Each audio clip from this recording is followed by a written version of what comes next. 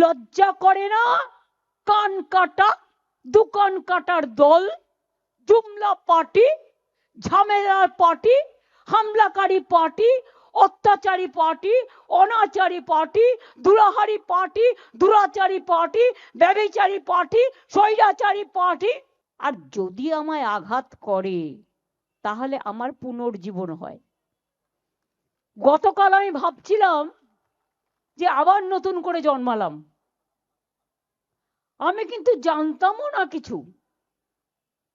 সকালে একটা খবর পেয়েছিলাম কিছু একটা হচ্ছে, তো আমি আর কাউকে জানবার চেষ্টা করিনি, কারণ মাথায় মারার পর থেকে আমি ভোর 4টের আগে কোনোদিনই ঘুমোতে পারি না।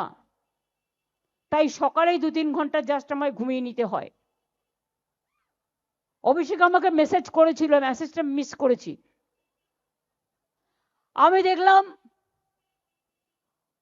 অ্যাম্বুলেন্স হলে ছেড়ে দিন প্লিজ। হ্যাঁ, আমি চুপ করে আছি। ইয়েস, এটা আমাদের মরাল ডিউটি, ফায়ার ব্রিগেড অ্যাম্বুলেন্স আসলে ছেড়ে দিতে হয়।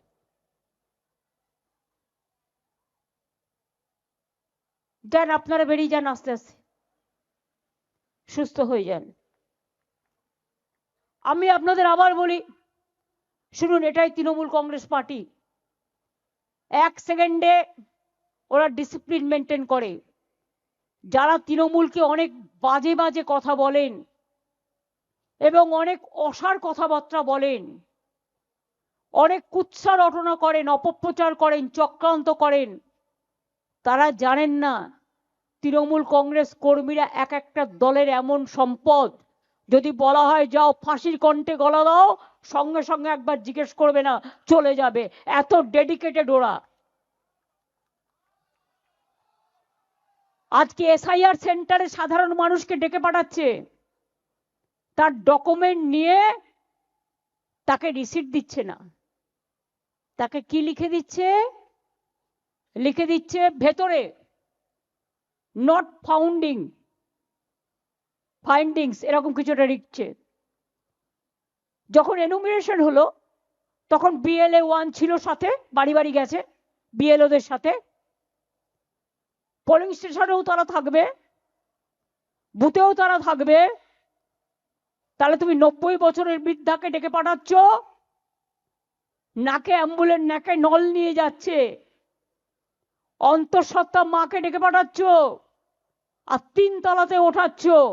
লজ্জা করে না? কান কাটা দোকান কাটার দল, জুমলা পার্টি, ঝামেলার পার্টি, হামলাকারী পার্টি, অত্যাচারী পার্টি, অনাচারী পার্টি, দুরাহারি পার্টি, দুরাচারী পার্টি, ব্যভিচারী পার্টি, স্বৈরাচারী পার্টি। এরকম পার্টি আমি দেখিনি। এটা পার্টি না দোপার্টি? স্বাধীনতার সময় তো জন্মে হয়নি, তো গান্ধীজিকে বাদ দেবে না তো কাকে বাদ দেবে? গান্ধীজি বাদ, নেতাজি বাদ, রবীন্দ্রনাথ ঠাকুর বাদ,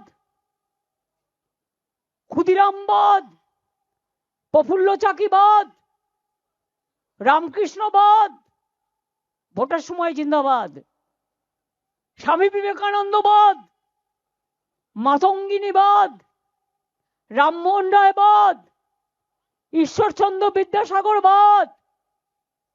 তার মানে গান্ধীবাদের দরকার নেই, সুভাষবাদের দরকার নেই, আবুল কালাম আজাদের দরকার নেই, আম্বেদকরের দরকার নেই, বিরসা মুন্ডার দরকার নেই। আর যে বাংলা স্বাধীনতা আন্দোলন করে 600 জনের ফাঁসির মধ্যে 590 জনের ফাঁসি হয়েছিল, তারা বাংলার লোক ছিল, বাংলার মাটি থেকে। লজ্জা করে না?